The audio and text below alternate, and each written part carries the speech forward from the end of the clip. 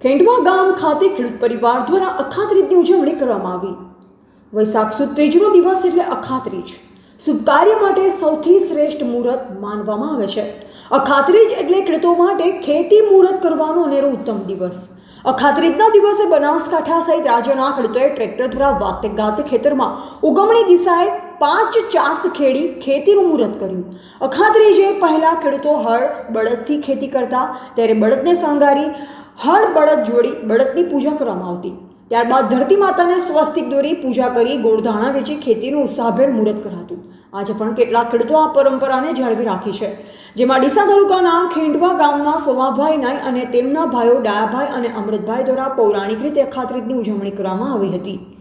આજે ખેતીની પદ્ધતિ પણ આધુનિક સમયમાં હળ અને બળદના બદલે ટ્રેક્ટરો દ્વારા થાય છે, જેથી મોટાભાગના ખેડૂતોએ ખેતીનું મુહૂર્ત ટ્રેક્ટરોનું પૂજન કર્યું। બહેનોએ ધરતી માતાની પૂજા કરી। બનાસકાંઠા જિલ્લામાં સૌભાગ્યવતી સ્ત્રીઓ દ્વારા ખેડૂતોને ચાંદલા કર્યા બાદ ધરતી માતાની પૂજા કરી। બાદમાં લાલ નાળા સળી બાંધી હળોતરાના સૈત્રો બાંધી ગોળ ધાણા વેચ્યા। ટ્રેક્ટર પર શ્રીફળ વધેરી ધરતી માતાને ખેતીના ઓજારોની આરતી કરવામાં આવી। આવનારું વર્ષ ખૂબ જ સારું જાય, ખેડૂતો પર કુદરત મહેરબાન રહે તે માટે પ્રાર્થના કરી।